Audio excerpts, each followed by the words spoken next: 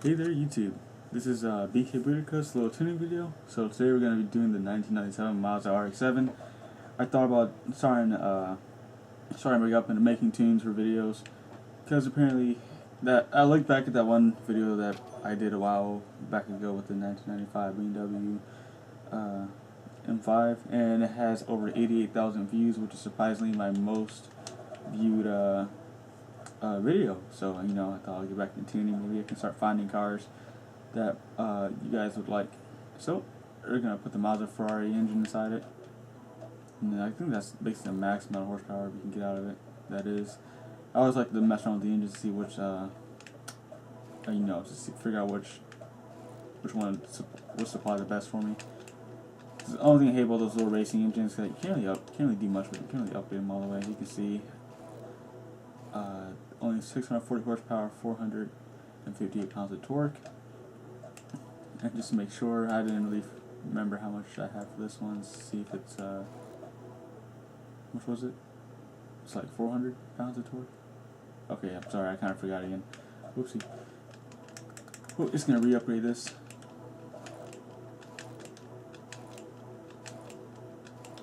Okay, clearly, you can see it has more torque, and that's what I like to go with. Only 20 horsepower is not a big of a deal, but I'm going to stick with the stock engine. We're going to give it the essentials, upgrade, skip the roll cage because you don't want weight. Like make a car light as a feather, and simple as that. So I know you guys are wondering about the whole PS3 thing. My friend he didn't give me my $120 like he was going to give me. Well, he was going to buy something from me, but I guess we'll just wait it off. I apply for a few more jobs. Hopefully I'll get one. I'm about to call him tomorrow and ask him if I'm getting it. Once again, we're going to be putting front tire lift, no rear tire lift. If you want rear tire lift, go ahead and do that on your own. I wouldn't do that. Just saying. The reason of that is because I like to have my car more controllable in the front. For some reason, it works a lot better in the front than it does in the rear. Obviously, it allows me to have more control. But I'm pretty sure, gave it to Forza 5, people start complaining about it because I use it so much. People can be like, "Oh man, that's so cheap." But it's just whatever.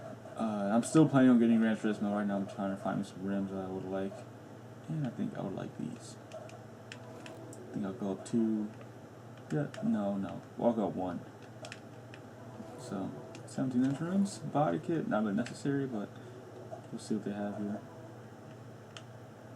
Now, personally, I don't like Mazdas or Hondas, and that's only because they don't supply a lot of horsepower and torque that I need. But I never tried with the stock engine, so we're going to see how the stock engine works to see if it could change my opinion about it.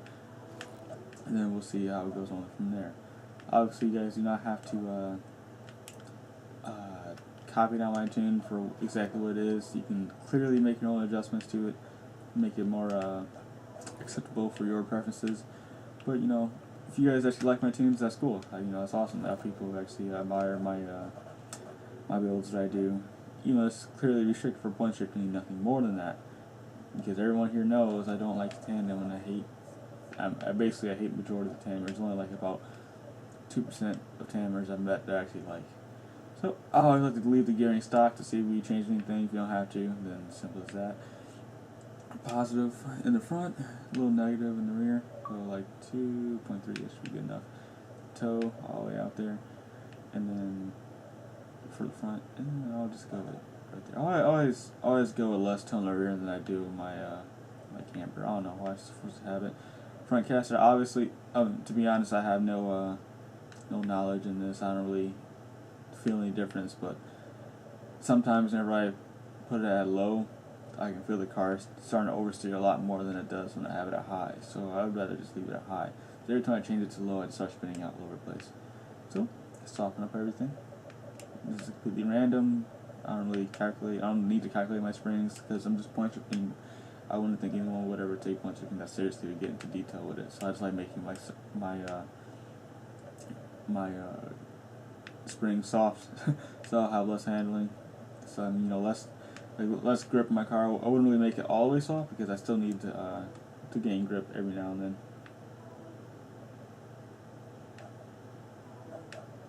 Napa Valley, basic test track. we'll see how it goes from there. Now that knowing I always test out my tunes, I never really just make a tune and just not test it out. You know, if you were to do that, I guess you're putting a lot of faith in your tunes and you know what you're doing. But clearly, me, I always test them out because everything needs to be tested every now and then. So that's just how I feel about it. Sounds a little different. It sounds like compared to all other Mazda motors I've been hearing, this one sounds a lot different. Now then, just letting you guys know, I have been practicing a little thumb thing I was talking about, and it has been helping out a lot. But I have to start little, like little by little. So like I would use low horsepower cars. And right now I have this S13. It actually works pretty well, and I can see this Mazda actually holding it through with that extra 100 pounds of torque. Disappeared. Right now I am using that little thumb trick because you guys shouldn't be hearing that ticking anymore.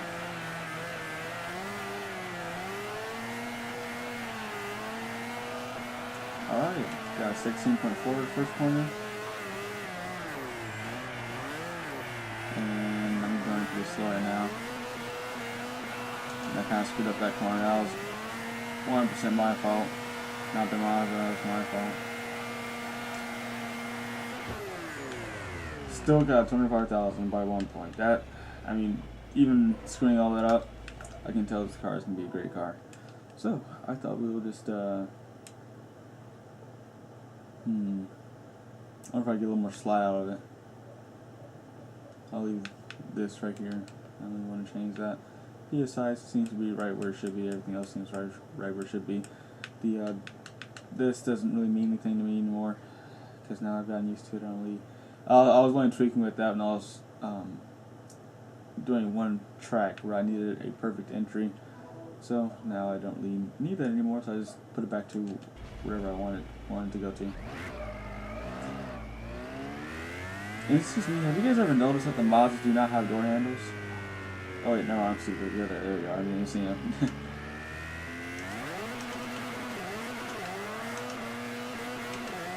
Everyone here knows I like going slow, so that's why I like upping in my camber.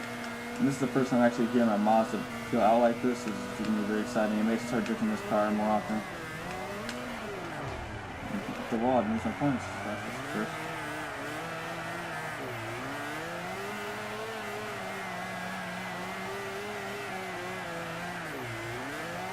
Yeah, like I said, I'm still getting used to the whole little thumb thing. More horsepower means it's harder to control because it's a lot faster. Not faster, my bad. For some reason, it feels extremely unstable whenever I use more horsepower. Whenever you get low horsepower, it's just a lot easier for me to drift with and used to it. Alright, there you go. That's not bad. Yeah. That's a good lap right there. 25, not a lap. Good section, 25.2. And it's a wall. Okay, you don't have to see that. You don't have to see that at all. So I'll show you guys the tune. This is a remake of my old tune because I hated Mazdas. But the thing is, with that S13 I've made, I've used a stock engine. I never thought about using a stock engine before because I thought it was a joke. I just thought about more power this, more power that. But me drifting with low horsepower, it's okay. It's not that bad. I'm still pulling close to the same scores I would normally pull with high horsepower cars. But for the guys out there who start complaining, saying that drifting with more horsepower is a lot easier, I'm gonna have to say that's actually wrong. It's easier to get more points with it, but it doesn't necessarily mean that it's easier to drift with. Like for me, drifting with a lot of horsepower makes the car more shaky than it is with drifting with low horsepower, because unlike me, I like to smash the gas and go. So if you're one of those type of guys, I would recommend drifting low horsepower cars. If you're someone who would prefer high horsepower cars, then that's good. And it looks like you have a guy that's from Ohio, so I have to message him asking for what party's in. I'm going to skip this track. I haven't seen a guy that was in X class. I'm hoping he wasn't racing. I think he's a really cool guy. I raced him a while back ago, and he's pretty good. So I'm going to ask this guy if he was in the area by any chance, or anywhere close to it, because that's always like meeting people who live in Ohio. So.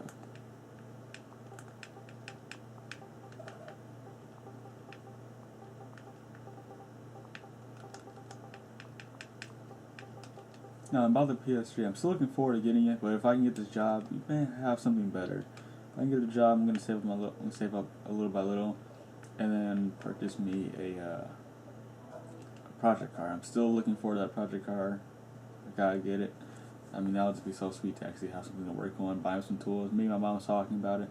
That I need to give me some tools pretty soon. So hopefully someday, whenever I get my job, I'm hoping to get it before summer, because I think it'd be really sweet to have a reputation of a drifter in high school. But no need to rush things. I'll get there when I get there, and it's better than late than never. I'll tell you that. So if I can't start, oh wow, I didn't even notice my game froze. Well, wow. Oh, and I'm really hoping you guys understand the reason why I'm starting to hate this game. Like, I really apologize for that, because now I have to wait, now I have to restart this, get this thing started up again, and find a different lobby to join. But now I'm really hoping you guys are understanding the reason why I want to move on and play GT5 and start fresh. Because I think it's going to be kind of funny to start brake drifting in Gran Turismo 5, using all that positive camera, making everybody mad, starting a new trend. You know, I'm not sure people use positive camera in that game. That game seems it seems more strict than Forza 4, but the thing is that Forza 4, the community of people who play this game, they just complain about everything you do. I mean, they're gonna start saying if you're not drifting a simulation, you're not drifting at all. You know, you're playing with a controller, which is stupid to play simulation on. But I'll tell you one thing: if you can drift on simulation with a controller, I'll give you full respect, because that crap is ridiculously hard. But then again, it's stupid at the same time. But just like I said, if you're used to it and it works for you, by all means, keep doing what you're doing. So, I'm trying to go back to the old BK. I have started drifting in those all-drift lobbies again. Actually, I didn't even start drifting inside one. I joined one and got kicked out immediately. I didn't get to pull out my car. I was pointing out at S15, and apparently I've been drifting all-drift such a long time, people still remember me, and they keep kicking me out. So, once again, another reason why I hate this game. And I've been getting a lot of these club requests. I think it's whenever they invite you to a team, and that means like all these team invites I've been getting. What they're trying to do is they're trying to kick you out the lobby, so they'll go down and click your name real fast and they kick you out. I think that's the reason why. I think that's how I can find out who's kicking me. But the odds of that being true is kind of slim to none, because I'm not sure if they're actually kicking me out. So I guess we're gonna be waiting here for a little bit inside this lobby. And a shout out to what's it called? Team Evil, Team Nightmare. I haven't seen those guys in a long time. If any of you Evil members ever watch one of my videos, or this one in particular, I'm hoping you guys can get back on the Forza. I haven't seen you guys in a while. You guys were competition, and now I just don't see you guys anymore, so now I'm just sitting here like, wow, what happened to you guys? So, yeah, well, I guess we're just going to wait here. I'm probably going to be splitting the video a little bit, so you guys don't have to wait for this. So, whenever this race is over, I'll continue on the video, and then we'll be good to go. Alright, YouTube, here we are. It took a long time to 9 minutes till this game finally started. The Xbox had to freeze up. So, apologize. I have no idea why it's freezing. It's most likely just the game or the servers, wherever it is. Whenever it is offline. The only reason I'm going first is I know I'm slow. And usually I wouldn't go first, because then I get everybody's way and I get upset because I get hit from close to low on that. But I have to be able to finish the race. If I don't finish, then the race don't finish. Now, the one thing I do have to say, the Mazda, it is handling pretty well. It's not as bad as I thought it was going to be. That's what you can see, because I can't see what that little thing about it. There we go, that's better now. Now, I've never driven in cockpit on right-hand driver's side, whatever it's called. And it's actually pretty cool. I actually like it. I can adapt to it pretty quickly. And I haven't driven in cockpit mode for a while, and it's really not that bad. Like I said, people do. It's just that sometimes I would like to know I would like to know how close my car is to the wall, but you have to just basically get a feel for that. I didn't even see that guy. And that's another thing I hate is when people pass me when I am drifting. But one thing I don't like about the Mazda is you guys can clearly see I'm drifting, but whenever I start steering to the left, I would say, you see it gets in the way and I can't really see part of the track, and that's kind of bad for me. Unless I get a larger angle, but getting a large angle in cockpit is kind of, I wouldn't really recommend doing that because sometimes you can't figure out how much I have. And me hitting 8,000 right there, that's pretty good, so I'm at a good angle to stick at that. In other words, it's actually pretty fun drifting. I love drifting this side of cockpit now. It's just so fun. It's challenging too. And it helps me get a little realistic here and there. Speaking of that, most people will say, well, if you want to get realistic, let's put a negative camera in front of your car. Well, it's like I told you guys before then. You know, I'm only using positive camera because people get mad about it.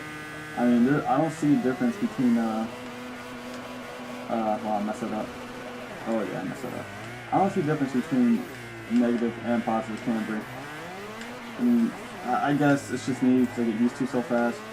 Clearly there's difference, but how fast I adapt to those things, it doesn't really matter.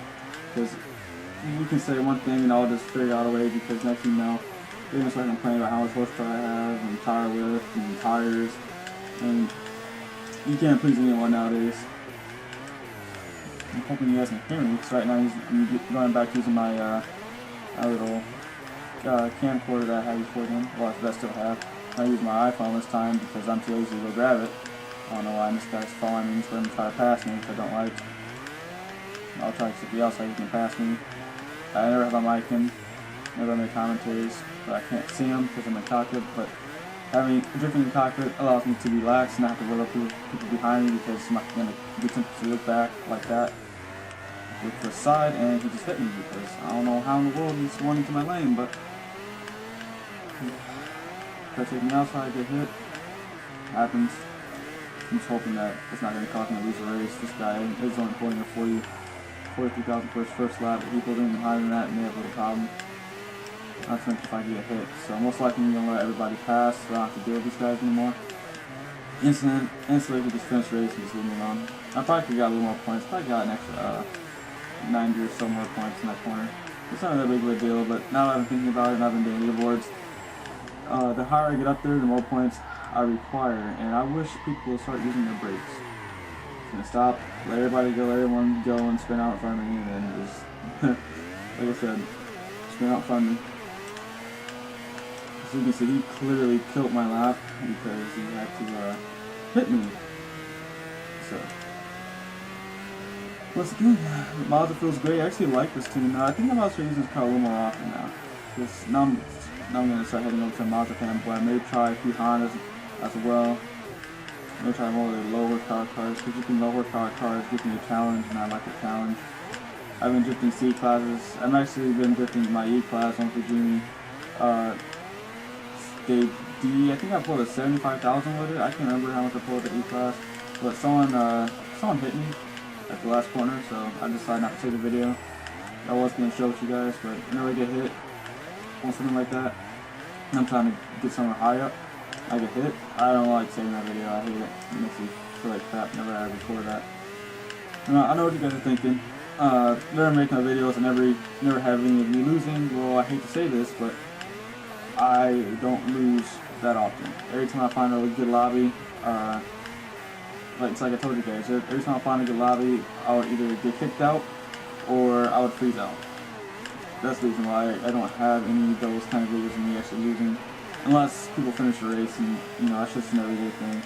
But me losing is something that doesn't occur every day. I'm not trying to be all cocky or sound like I'm the best recruiter in the world. I'm just being honest. You can see you pulled a 47,000, so we do have a little competition here. But usually whenever I get hit or whenever the other person gets hit, I like to base it off of, oh wow, that was bad. And it's the last lap too. I like to base it off on who got hit and, my bad, highest lap. That's usually what I do. So right now he did have me. If I would have had a Hennessy Venom, I guarantee I would have beat him with this last section. This last section I could hit a 12.9. That would have been just enough just to beat him. I'm not saying I could probably hit that, but he knows and I know that I'm pretty sure he got hit somewhere along the race, but the highest lap kind of explains it all. I appreciate this lobby for not finishing the race, but I mean, if there's a guy in front of you that you can clearly see that isn't really all that fast, please, please, please, just stop, slow down, don't hit him. It's really not that hard to use it right here now and then. Alright, well, I guess I'll make some more videos of these tunes if you guys actually want me to. I was actually thinking about starting a little series called Let's Tune It and Drift It. I'm not sure if that's going to start any problems with anyone, but I'm hoping it won't, so I don't want anyone complaining, because I know Mr. Arrow HD or whatever, he does those kind of videos, and I really don't want anyone starting to say, you're just copying him. Like, how is that copying? You both make drift videos, you don't complain about that. But you complain about whenever I tune cars. Anyway, I'll catch you guys later with some more videos. Want anything else, just let me know.